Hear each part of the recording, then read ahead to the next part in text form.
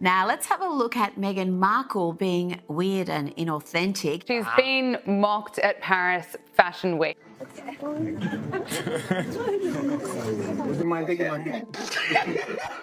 Paris was supposed to deliver a headline-making moment for Meghan Markle, but what unfolded felt completely different. She arrived expecting a dramatic entrance that would dominate Fashion Week conversations. Instead of excitement, she was met with an atmosphere that felt strangely quiet. A duchess sitting at one of fashion's biggest events would normally spark endless buzz, yet inside Balenciaga's front row, applause never became the story. Instead, soft whispers floated through the room, carrying a tone that seemed far harsher than ordinary fashion criticism. For many watching, it created an undeniably uncomfortable scene. From the outside, everything looked picture perfect. Camera flashes lit up the venue. Photographers captured every angle, and her sleek black heels reflected the bright runway lights. It looked exactly like the glamorous comeback magazines dream of putting on their covers. But according to people who claimed they were inside the venue, the mood behind the scenes painted a very different picture.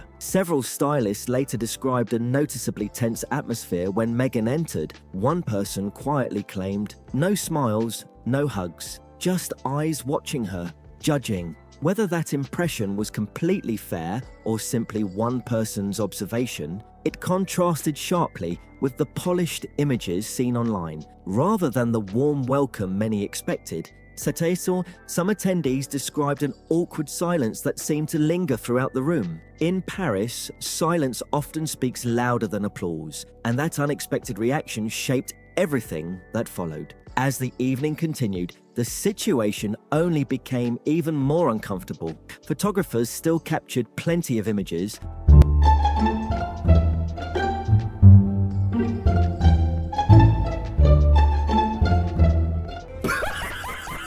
She, of course, spent the weekend there showing plenty of behind-the-scenes content. Now, let's just take a look at the Duchess strutting for the cameras.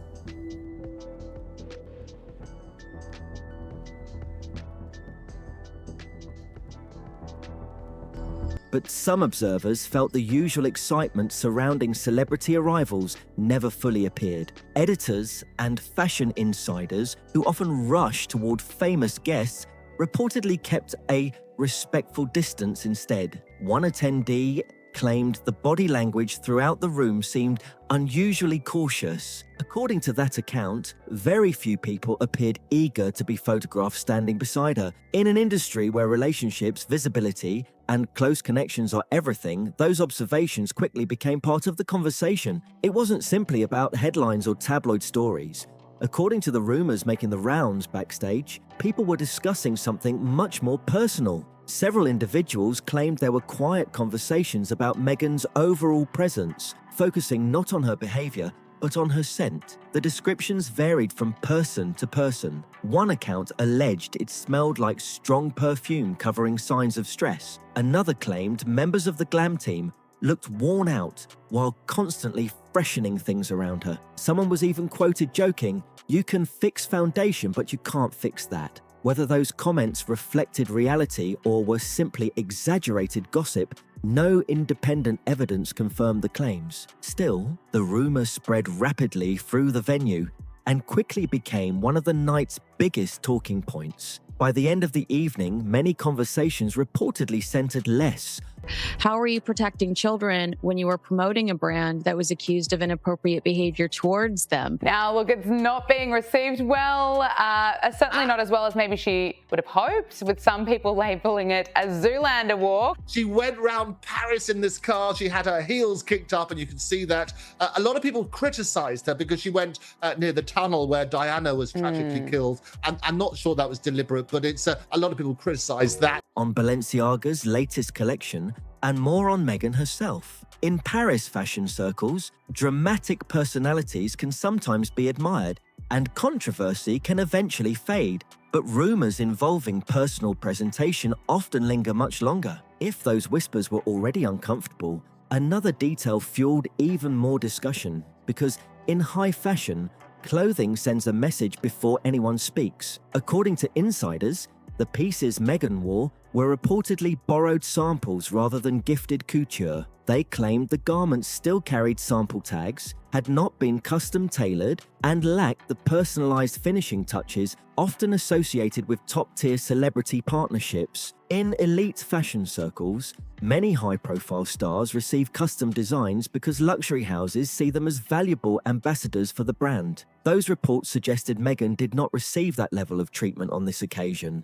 meaning every item would eventually have to be returned. Behind the glamorous cameras and polished runway photos, one quiet remark reportedly summed up how some people viewed Meghan Markle's appearance at the event. A stylist was quoted as saying, "Balenciaga didn't crown her.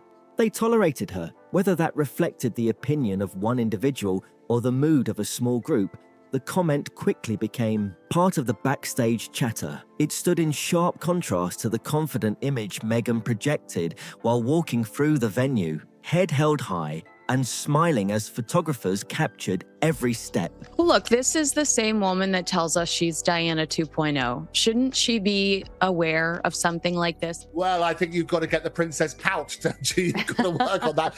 Brilliant Ben Stiller movie and those glorious moments as they strut their stuff, all sorts of things. And people come with their own prejudices about the megalomania, as I call it each time. Yet some insiders claimed Paris wasn't convinced by the polished presentation. According to those accounts, she wasn't being showcased like a defining fashion icon. Instead, they believed she was simply filling a seat. And in the highly competitive world of luxury fashion, many see that kind of treatment as a quiet but unmistakable form of rejection. The contrast was impossible to ignore. Meghan appeared to be aiming for a fresh chapter, hoping Paris Fashion Week would reinforce a glamorous new image. Instead, according to people discussing the event afterward, the city offered a much colder reception than expected. The whispers that began inside the Balenciaga venue didn't stay there. They reportedly followed her long after the runway lights faded, growing louder as the evening continued. Then another story began circulating, one that shifted attention away from fashion entirely. This time, the conversation centered on a drive through one of Paris's most emotionally significant locations, making the speculation even more intense. After leaving the Balenciaga show, many assumed Meghan's evening would quietly come to an end as she returned to her hotel. Instead, discussion quickly turned toward reports that her vehicle had passed through the Pont de l'Alma tunnel, the place forever associated with the tragic death of Princess Diana. At first, some observers described the route as nothing more than an unfortunate coincidence. Others, however, questioned whether there was more to the story. Also, this is the same town that her mother-in-law passed away in. Prince Harry says it was due to paparazzi, and Meghan's literally chasing these flashbulbs throughout the city. And then, she's 1 mile away in that video from where Princess Diana, had her last breath, lost her life. As one fashion journalist reportedly remarked, in this city, nothing is coincidence. Meghan's representatives maintained that she had no knowledge of the tunnel's significance during the journey, and that it was simply the route selected to reach her destination. That explanation became part of the public discussion almost immediately. Still, critics who have closely followed Meghan over the years remained unconvinced. Some pointed to earlier reports claiming she had spent considerable time reading about Princess Diana and the history of the royal family. Others referenced long-standing public commentary, suggesting she had carefully studied royal biographies and historical events connected to Diana's legacy. One commentator questioned, how could she not know? This is a woman who knows her symbols. That tunnel is the most loaded symbol of all. Those opinions reflected ongoing public debate rather than established fact, but they spread quickly across social media platforms. Online discussions intensified almost instantly. TikTok creators uploaded edited videos pairing footage of Meghan's reported journey with archival clips connected to Princess Diana, all set against emotional music. On Twitter, hashtags surged as users argued over what the reported drive actually meant. Some described it as a simple coincidence, while others viewed it as highly symbolic. One widely shared post read, "It's one thing to admire Diana, it's another to cosplay her tragedy. Those reactions fueled even more debate, creating the kind of viral controversy that can spread far faster than any carefully planned public relations strategy. For many people in Paris, where Princess Diana continues to be remembered with deep respect, the Pont de l'Alma remains a place connected to lasting remembrance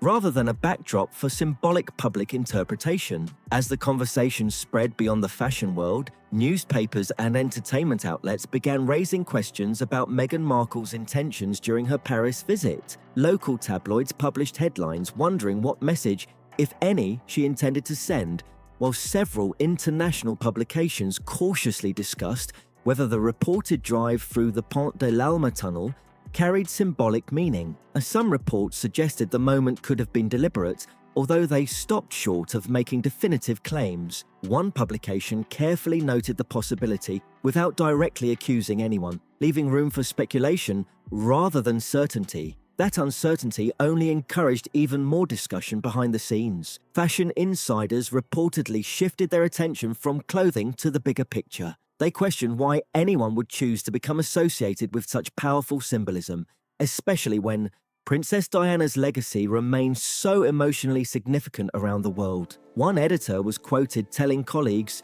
"It's not branding, it's obsession." According to those accounts, Meghan's Paris appearance no longer seemed to be viewed as just another Fashion Week visit. Instead, some observers believed it reflected a broader effort to shape public perception around comparisons that have followed her for years. Whether that interpretation was fair or not, it quickly became part of the ongoing conversation. The irony, according to critics, was impossible to overlook. Rather than generating admiration, the reported symbolism encouraged even more comparisons with Princess Diana, comparisons many believed would always invite intense public debate. Supporters of Diana voiced particularly strong reactions across social media, comment sections filled with emotional opinions. One user wrote, "Diana was loved.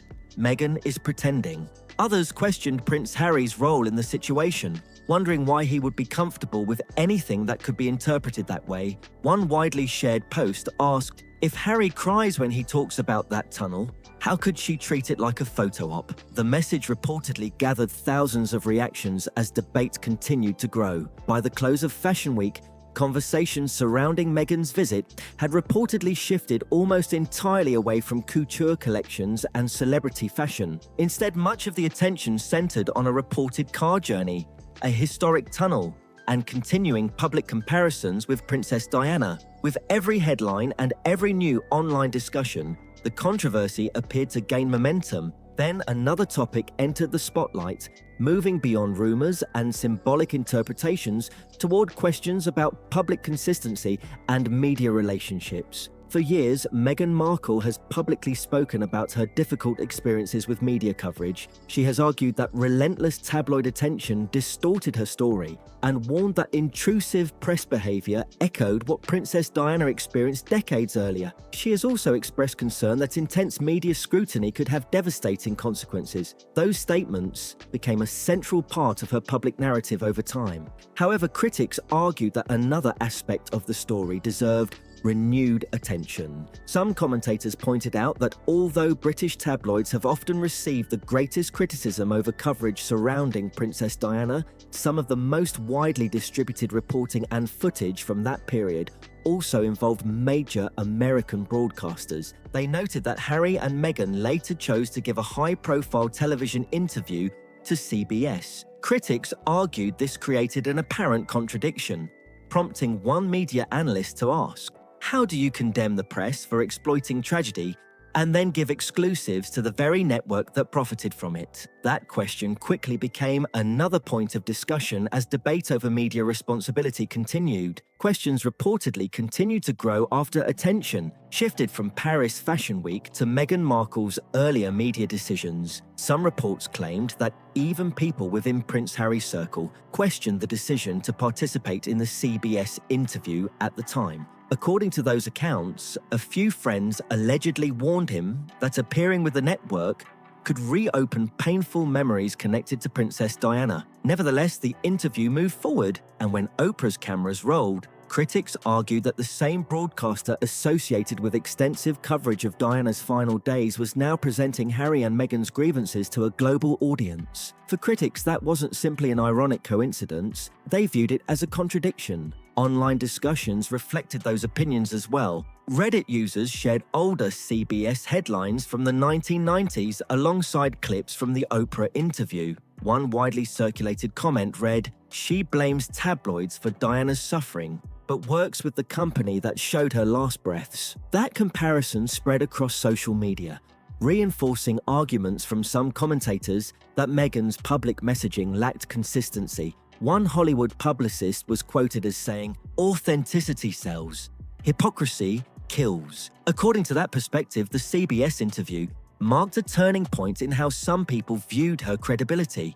When Princess Diana comparisons resurfaced during Paris Fashion Week, critics argued those earlier debates returned with even greater intensity. Attention soon moved beyond fashion and travel plans. Some commentators began questioning Meghan's broader public image and the consistency of her messaging. Reports also alleged that portions of her speeches and humanitarian projects relied heavily on collaboration with staff and advisors, claims that remain disputed. Former employees quoted in media reports described leadership challenges and an unclear creative direction. Critics argued those stories, combined with renewed discussion about the CBS interview, reinforced an ongoing narrative they believed was becoming harder to dismiss. Observers also noted that luxury fashion houses often choose front-row guests based on influence, long-term relationships, and cultural relevance rather than simple popularity. Critics claimed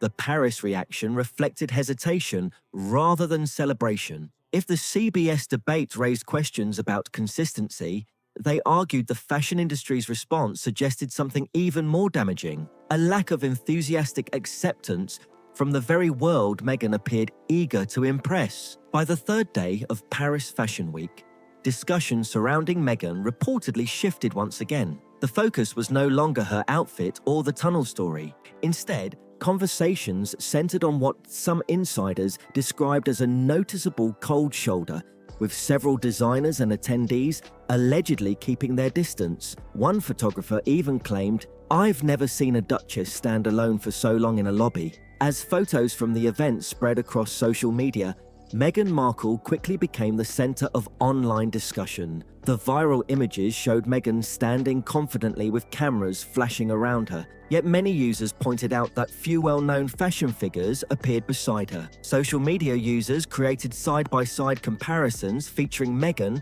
alongside celebrities like Rihanna, Zendaya, and Kim Kardashian at major fashion events. The captions were often harsh.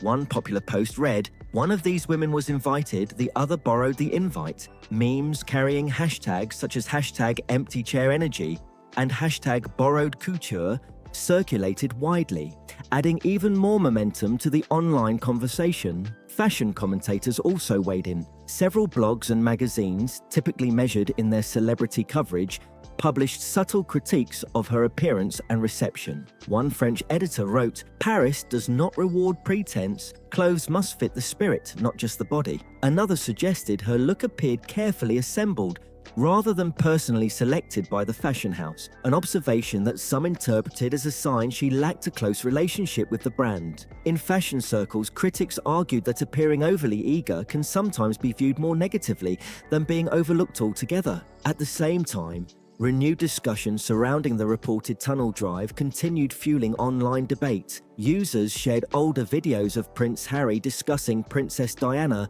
alongside footage from Meghan's Paris visit. One TikTok caption stated, "He cries, she poses," attracting millions of views within a day. Some commentators argued that public criticism extended beyond clothing choices and focused instead on the symbolism people associated with the trip. One culture critic summarized that opinion by writing, "Diana was authenticity in motion. Meghan is simulation in still frames." The discussion didn't remain limited to fashion commentary. Some reports claimed public relations professionals quietly advised clients to avoid becoming closely associated with the controversy, although those claims were never independently verified. One stylist alleged they overheard a PR manager remark, "Being seen too close is a risk right now." Whether accurate or not, stories like that contributed to a growing perception that Meghan's public image faced increasing challenges. Online, some former supporters also appeared to become more skeptical. Posts questioning earlier narratives gained significant attention,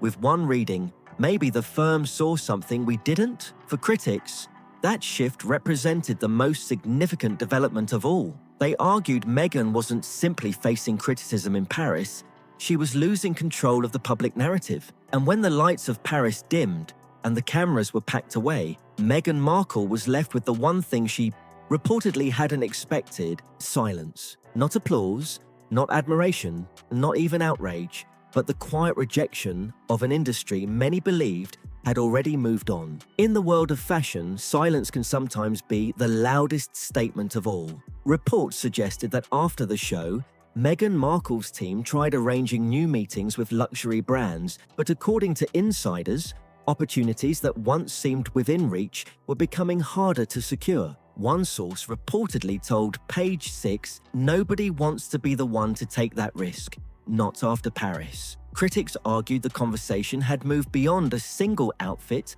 or one reported drive through the city. Instead, they believed it had become a question of credibility. Fashion houses depend on cultural influence, and some commentators claimed Meghan's Paris appearance weakened that standing. Social media reactions appeared to reflect the shift. Supportive comments gave way to sarcasm. One viral Instagram post featured Meghan in reported borrowed couture with the caption, "Return by Monday," while the hashtag #ParisExposed gained traction across TikTok for days. One user summed up the mood by writing, "She came for validation and left with humiliation." The discussion reportedly reached Hollywood as well. Entertainment analysts speculated that hesitation from luxury fashion brands could influence how studios and streaming companies viewed future partnerships. One media analyst told The Wrap, "If you can't command loyalty in fashion, you risk looking like a liability in film and TV."